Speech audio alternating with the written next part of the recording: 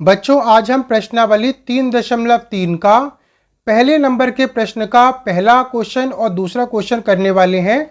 तो चलिए प्रश्न को स्टार्ट करते हैं। तो देखिए प्रश्न में हमको ये दे रखा है, निम्न समीकरणों के युग्म को विलोपन विधि तथा प्रतिस्थापना विधि से हल कीजिए। यानी कि ये दोनों विधियों से इन दोनों को हल करना है और कौन सी विधि अधिक उपयुक्त है ये हमको बताना है, ठीक है ना। और बच्चों सबसे पहले हम लोग ये पहला वाला क्वेश्चन हल करेंगे और करेंगे विलोपन विधि से। तो चलिए प्रश्न को शुरू करते हैं। अब देखिए हमको ये प्रश्न हमको दे रखा है कि भाई x प्लस वाई बराबर 5 और दूसरा समीकरण दे रखा है 2x माइनस 3y बराबर 4। इसको हल करना है विलोपन विधि से। अब देखो विलोपन विधि में क्या होता है, चाहे हम x को हटा दें या हम y को हटा दें, ठीक है ना। विलोपन हमको x में से या y में से करना होता है। तो हम लोग क्या करते हैं, सबसे पहले इसके जो गुणांक है ना इसको बराबर करेंगे, यहां पर हम लोग हटाएंगे y को। तो देखो नीचे वाले समीकरण नंबर 2 के अंदर y का गुणांक है 3 और समीकरण नंबर 1 के अंदर y का गुणांक है 1, यानी कि किसी का गुणांक नहीं होता तो 1 का तो होता ही है। तो देखो यहां पे मैंने 1 का गुणा किया, इसके गुणांक का पहले वाले समीकरण के गुणांक का दूसरे वाले समीकरण से, और यहाँ पे y का गुणांक जो 3 है उसका गुणा किया समीकरण नंबर 1 से। अब देखो समीकरण को गुणा करके यहाँ नीचे लिख लो।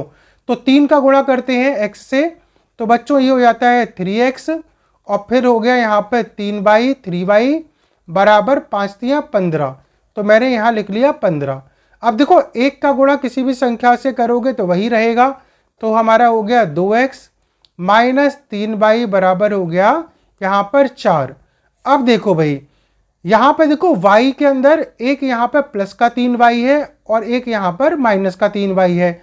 जब ऐसी संख्या आ जाती है कि भाई एक प्लस का होता है एक माइनस का होता है तो हमेशा इसको जोड़ना होता है। और देखिए जोड़ने के बाद में यहाँ पर ये कट गया, प्लस का 3y माइनस का 3y और 3x प्लस 2x यहाँ पे हो गया बच्चों 5x। और देखो 15 में 4 जोड़ो तो 15 और 4 क्या होता है 19 होता है, तो यहाँ 19 हो गया और x का मान यहाँ पे हो गया 19/5, ठीक है ना।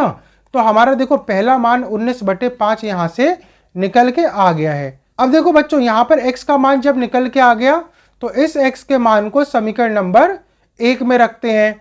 और 1 नंबर का समीकरण देखो यहाँ पर हमको दे रखा है x प्लस वाई का मान दे रखा है 5 के मान के बराबर, और x की जगह पर यहाँ पे 19/5 रख दो, तो 19/5 रखा और प्लस y बराबर हो गया 5।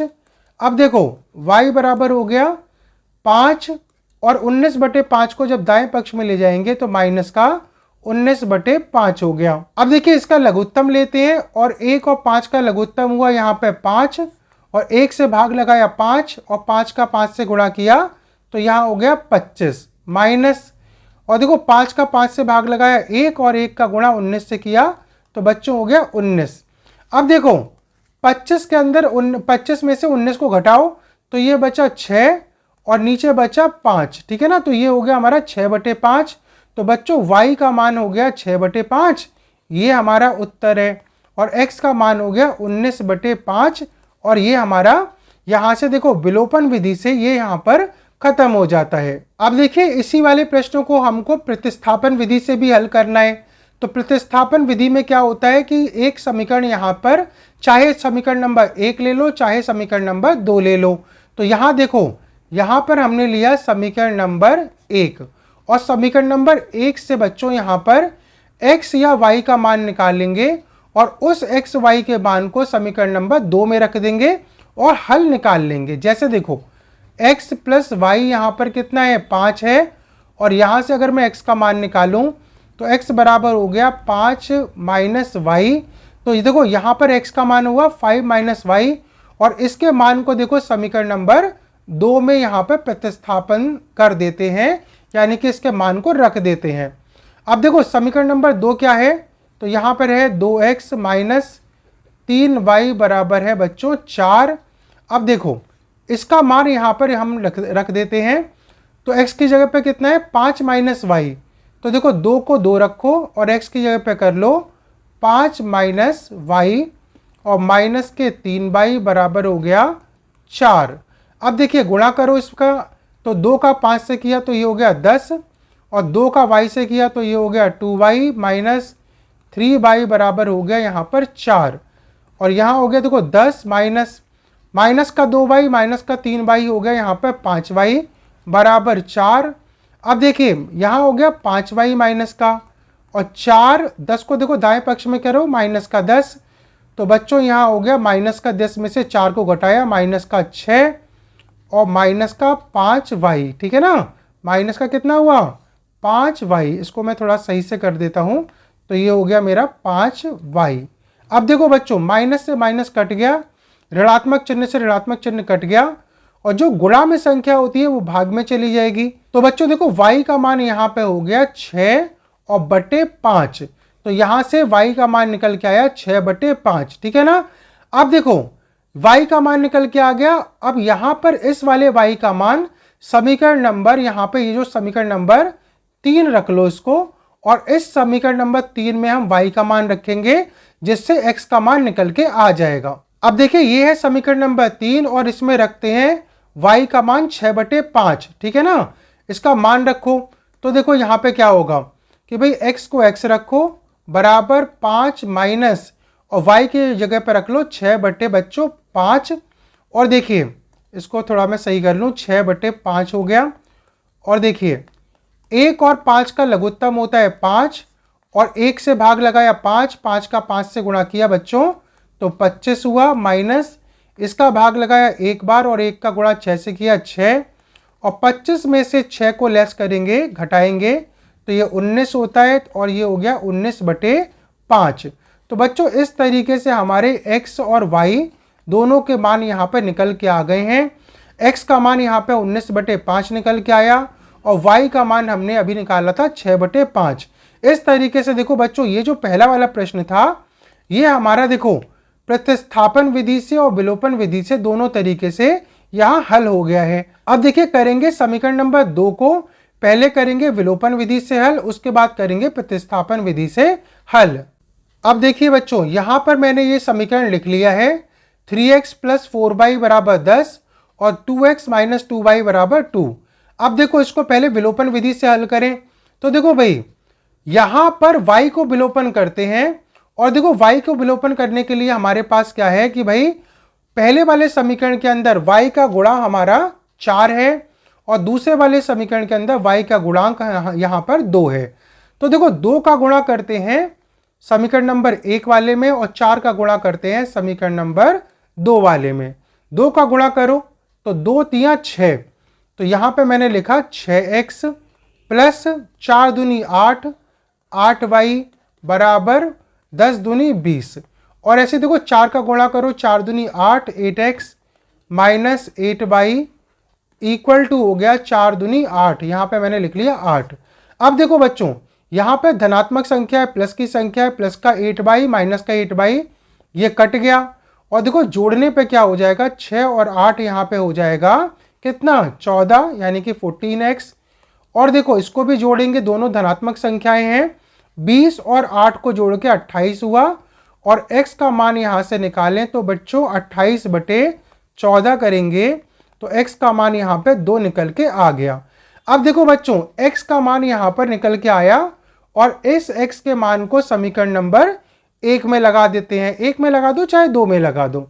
अब देखिए समीकरण नंबर जो 1 है ना इसमें इसका मान रखते हैं, तो देखो समीकरण नंबर 1 हमारा ये है 3x प्लस 4y बराबर है इसका मान 10। अब देखो भाई इसका मान यहाँ पर रख लो, x का मान यहाँ 2 रखो, तो देखो 3 गुणा 2 प्लस 4y बराबर बच्चों हो गया यहाँ पर 10, और 3 दूनी 6 प्लस 4y बराबर हो गया बच्चों यहाँ 10। अब देखो 6 को दाएं पक्ष में ले जाओ तो ये हो जाएगा 4y बराबर हो जाएगा 10 माइनस 6, तो यहाँ पे होता है 4, तो 4y बराबर हो गया यहाँ पे 4, और यहाँ पे देखो जब y का मान यहाँ निकालोगे तो y बराबर हो जाएगा 4 बटे 4, और 4 में 4 का भाग लगाओगे तो बच्चों 1 आ गया, तो y का मान यहाँ पे 1 आ गया और x का मान यहाँ पर 2 आ गया। इस तरीके से देखो यहाँ पे विलोपन विधि से ये जो प्रश्न है यहाँ पे हल हो जाता है। तो देखो बच्चों इसी वाले प्रश्न को यहाँ प्रतिस्थापन विधि से भी हल करना है, तो इसलिए क्या करेंगे, यहाँ पर समीकरण नंबर जो 2 है ना, इस वाले समीकरण को लेकर और इसमें से या तो आप x का मान निकाल लो या आप इसमें से y का मान निकाल लो। तो देखो समीकरण नंबर मैंने अगर 2 लिया यहाँ पर, तो देखो 2 नंबर का समीकरण ये है कि 2x माइनस 2y बराबर यहाँ पर 2 आया। और देखो 2x निकाला तो माइनस का 2y को दाएं पक्ष में ले जाओगे तो प्लस का 2y होगा, तो 2 प्लस हो जाएगा 2y और x बराबर हो जाएगा 2 प्लस 2y और बटे 2 हो जाएगा। अब देखो जब इसमें आप भाग लगाओगे, डिवाइड लगाओगे ना, तो देखो अंश में क्या हो रहा है कि भाई अंश के अंदर यहाँ पर 2, यहाँ पर दोनों के अंदर उभयनिष्ठ है, कॉमन है। तो 2 यहाँ पर कॉमन लेने के बाद में, उभयनिष्ठ करने के बाद में, तो ये हो जाएगा 1 प्लस y और 2 से भाग लगाया, 2 से कट गया। और देखो यहाँ पर x का मान बच्चों निकल के आया यहाँ पर 1 प्लस y और इसको डाल दो समीकरण नंबर 3। और देखिए ये जो समीकरण नंबर 3 है ये हमारा समीकरण नंबर 2 से निकल के आया। अब इस x के मान को समीकरण नंबर 1 में रख देते हैं। अब देखो यहाँ पे मैं रखता हूं कि भाई समीकरण 1 से, है ना, समीकरण 1 से इसका मान यहाँ रख देते हैं, ठीक है ना। अब देखो मान रखो भाई यहाँ पे, तो देखो यहाँ पर है 3x प्लस 4y बराबर देखो यहाँ पर है 10, ठीक है ना। अब इसका मान रखते हैं, तो x की जगह पर रखते हैं 1 प्लस y, तो 3 को 3 रखो और यहाँ रख दो 1 प्लस y प्लस 4y बराबर बच्चों हो गया 10। गुणा करो इसका, तो 3 का 1 से किया तो 3 और 3 का y से किया 3y प्लस 4y बराबर हो गया यहाँ पर 10, ठीक है ना। 3 प्लस और देखो 3y और 4y, 3 और 4 क्या होता है, 7 होता है, तो ये 7y बराबर हो गया यहाँ 10। तो देखो 7y का मान हो गया बच्चों यहाँ पर 10 और 3 को दाएं पक्ष में ले जाओ, माइनस का 3, तो 10 में से 3 को घटाया तो यहाँ पे कितना हो गया, 7 हो गया। तो 7y का मान हो गया 7 के मान के बराबर। और बच्चों यहाँ से जब इसका मान निकालेंगे ना, तो इसका भाग लगा दो। अब भाग लगाने के बाद देखो यहाँ पे लगाया हमने 7/7, यानी कि y का मान यहाँ पे निकल के आया 1, ठीक है ना। तो y का मान यहाँ पे 1 निकल के आया, ये हमारा y का मान यहाँ पर प्रतिस्थापन विधि से आ जाता है। अब देखो क्या करना है, इस y के मान को समीकरण नंबर 3 लगाओगे तो x निकल के आएगा। अब देखिए यहाँ पर y का मान 1 रख देते हैं, तो देखो यहाँ हो गया x बराबर हो गया 1 प्लस 1 रखा, तो भाई x का मान हो गया बच्चों यहाँ पे 2। तो इस तरीके से बच्चों y का मान हमारा 1 निकल के आया, y का मान तो निकल के आया 1 और x का मान यहाँ पे निकल के आया 2।